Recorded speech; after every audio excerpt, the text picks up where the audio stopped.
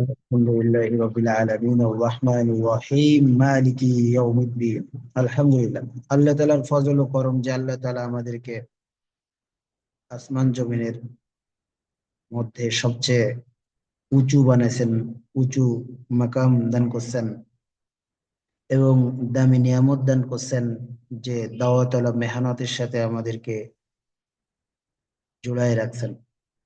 তো আজকে আমাদের বিষয় হচ্ছে হযরত জি মাওলানা সাদ সাহেবের যে ভুলগুলো কি আসলেই ভুল, এই বইয়ের যে প্রথম ভুলটা, অর্থাৎ আহ, জুবাইরপন্থী বা হেফাজতপন্থী আলেমরা যে ভুল ধরছেন যে ভোটের সময়, আমি দেখে দেখেই চেষ্টা করি যেন ভুল না হয় আর কি। ভোটের সময় চিহ্ন হিসেবে আঙ্গুলে যে রং লাগানো হয় তার কারণে নামাজ হয় না, তাই ভোট না দেওয়া উচিত।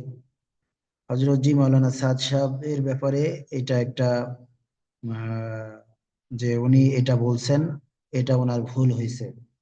এখন আসলে এটার ব্যাখ্যায় আমরা কি পাই এটাই দেখব। পর্যায়ক্রমে সবগুলা ভুল এখানে নিয়ে আসার চেষ্টা করব আমরা, এক একটা ভিডিও এক একটা। তো নিয়মিত আমাদের সাথে থাকলে ইনশাল্লাহ এটা আমরা দেখতে পারবো, জানতে পারবো। দলিল হিসেবে আমরা কমেন্ট বক্সে লিঙ্কও দিয়ে দেবো, বইয়ের লিঙ্ক, ইনশাল্লাহ। তো এখানে তফসিল মানে ব্যাখ্যা দিচ্ছেন। বাহরুর রায়কে আছে, যদি নখের গোড়ায় শুকনা মাটি লেগে থাকে, যদি নখের গোড়ায় শুকনা মাটি লেগে থাকে এবং ধোয়ার স্থান সমূহে যদি একটা শুয়ের মাথা পরিমাণ জায়গা পানি পৌঁছাতে বাকি থাকে, তাহলে অজু গোসল জায়েজ হবে না। বাহরুর রায়েক, প্রথম খণ্ড, পৃষ্ঠা 35। তো এরপরে এটার ফতোয়া, এর উপরে সপক্ষে দলিল দিছেন।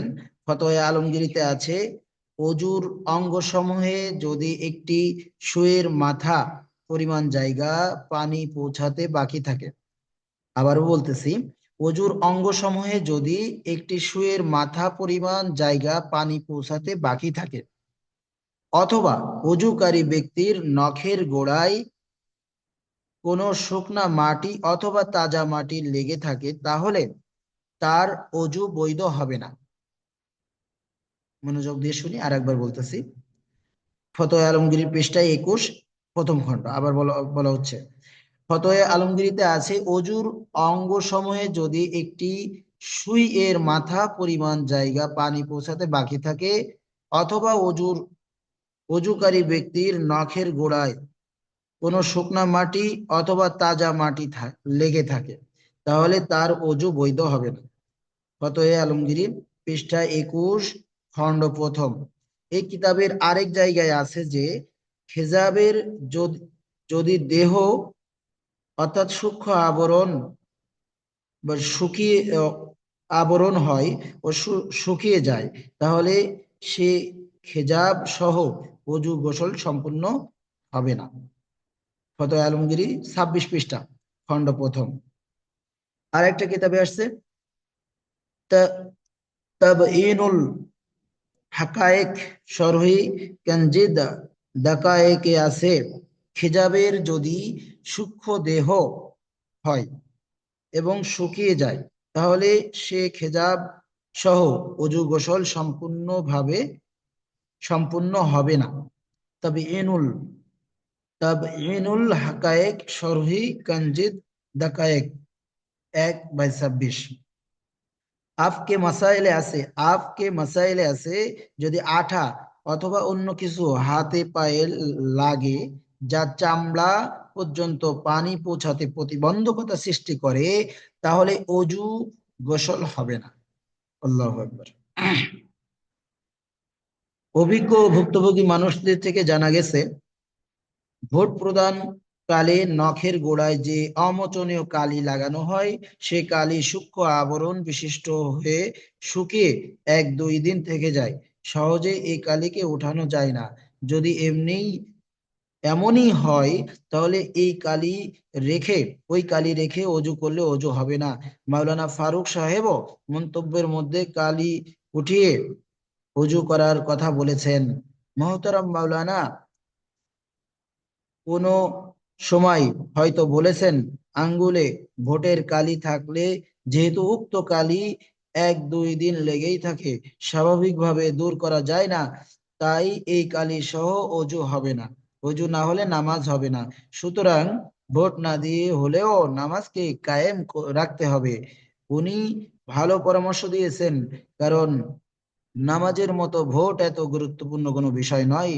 আমাদের আহলে ফতোয়া হজরত আকাবির, বিশেষত ফকিহুল উম্মত হজরত মাওলানা মাহমুদ হাসান গঙ্গোই রহমতুল্লাহ আলাইহি ফতোয়ায়ে মাহমুদিয়া এর মধ্যে 4/620 এবং মুফতি আজম হিন্দুস্তান মাওলানা কিফায়তুল্লাহ রহমতুল্লাহ আলাইহি কিফায়াতুল মুফতি এর মধ্যে 9/393, 9/393 জুলুম থেকে বাঁচার জন্য, ইসলাম ও মুসলমানদের ক্ষতি থেকে রক্ষা করার জন্য যেভাবে ভোট প্রদান করার অনুমতি দিয়েছেন, অনুরূপ কেউ যদি ভোট নাও দেন, ভোট দান থেকে বিরত থাকেন, তারও অনুমতি দিয়েছেন।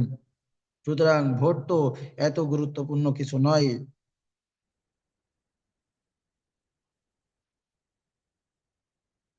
আলহামদুলিল্লাহ, এর ব্যাখ্যা আরো বিস্তারিত আছে আলহামদুলিল্লাহ। যাই হোক, এতটুকুর মধ্যে আমরা সীমাবদ্ধ রাখলাম আজকের এই আলোচনা।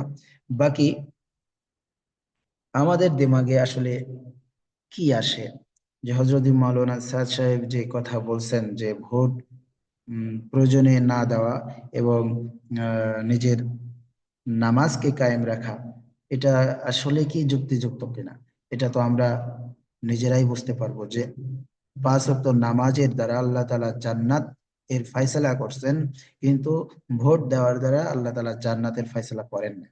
সহজ হিসাব, 5 ওয়াক্ত নামাজ আহ, রক্ষার দ্বারা, আল্লাহ তাআলা জিম্মাদারি সাথে আদায় করার দ্বারা জান্নাতে জিম্মাদার আল্লাহ তাআলা হবেন, এই ওয়াদা আছে।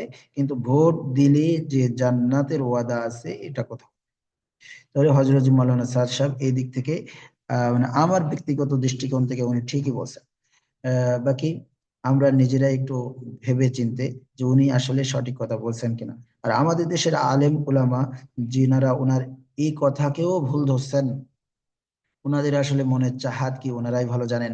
ওনারা আহ হয়তো দেখে থাকবেন যে যদি এই যারা তবলিগ করে, তবলিগ বাংলাদেশে অধিকাংশ মানুষই তবলিগ পছন্দ করে, এরা যদি ভোট দিতে না যায়, তাহলে ইসলামী আহ খেলাফত কেমনে কায়েম হবে। আল্লামা মামুনুল হক এটা ভাবতে পারে, তো ধ্যান ধারণা ওনার ব্যক্তিগত। কিন্তু আমাদের আহ যে এই যে ফতোয়াগুলো আমরা পাইলাম, এগুলো আমাদেরকে ফলো করা কর্তব্য। যাই হোক, আহ আজকে এখানে আমরা শেষ দিচ্ছি ইনশাল্লাহ। আল্লাহ তাআলা প্রত্যেককে আমল করার তৌফিক দান করেন।